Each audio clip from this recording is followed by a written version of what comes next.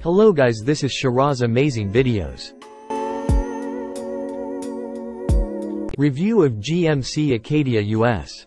The mid-range SUV from GMC is primarily a capable, useful daily utility vehicle. Appropriate things: spacious cabin, user-friendly infotainment, enjoyable ride. Inappropriate things: there is only one breathtaking power option. Its luxe trim isn't that luxe. And its off-road trim can't really off-road. Preview. Giovanni da Verrazzano, the renowned New York bridge builder, made the ill-defined discovery of the northeastern region of North America known as Acadia. Yes, naturally. The GMC Acadia, the medium SUV in the lineup between the Terrain and Yukon, is the vehicle in question. In nearly every way, the Hummer EV is the XL option. The Acadia, then, is the ideal utility vehicle, boasting 3 rows worth of upgrades over the previous model. The SUV gets a longer wheelbase, newer technology, and an updated interior for 2024. Legs and cargo can also fit above the departing model, provided they are not cargo and are still attached to passengers. Additionally, this version is equipped with GM's Super Cruise hands-free driving assistance. It's accessible on all trim levels, which is somewhat of a first for GM as they typically reserve it for premium-level options. With the exception of the last item, it is none of those things. The basic hardware is shared by all 3 of the trim levels.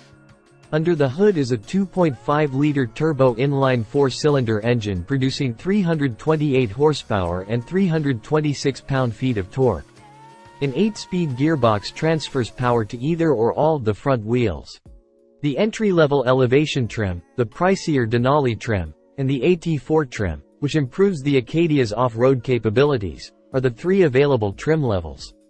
The Acadia in this trim has a wider track stance, sits an inch higher, and has an all-wheel drive system with twin-clutch rear differentials for active torque control. In addition to a skid plate and off-road drive modes, its suspension is further adjusted for managing rough terrain.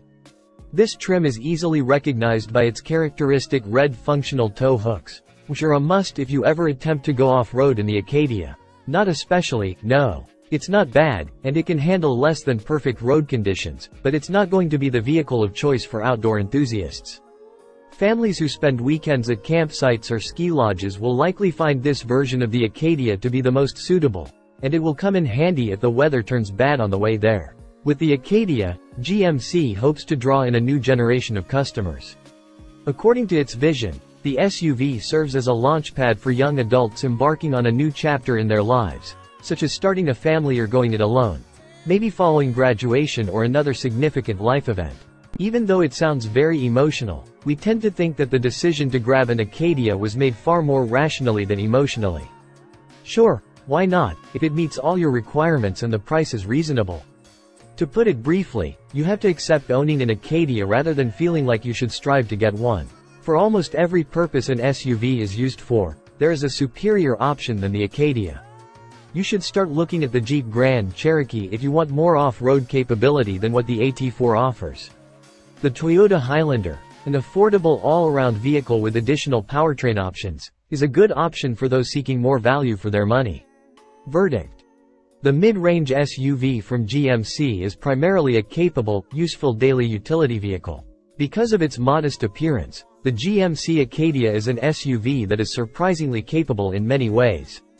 You'll be happy to discover that it's better than average, if only marginally, when you actually give it a chance because it doesn't leave a particularly strong impression either in person or on paper. The Acadia is a spacious, well-equipped daily driver that comes with a respectable number of standard features. Though nobody will mistake it for a luxury car, the interior of the more expensive Denali trim definitely benefits from the efforts made. The ride is the same. Long drives are a good time to sit down in Denali or on the AT4, and the fewer turns, the better. In light of this, Super Cruise is a welcome addition, but anyone considering adding the drive feature that requires a subscription should consider how frequently they would actually use it. The Acadia AT4 does the bare minimum when it comes to off-road driving, navigating most mud ruts and avoiding getting stuck on sand-caked roads. Again, having the upgraded hardware is nice in case it gets into some rough terrain, but for drivers who are actively seeking off-road adventures, it's not the best option. With the exception of its poor 4-cylinder engine and lackluster driving dynamics, the GMC Acadia is generally a decent and unoffensive vehicle. To put it another way, during a lengthy drive, this SUV won't keep you from listening to your backlog of podcasts.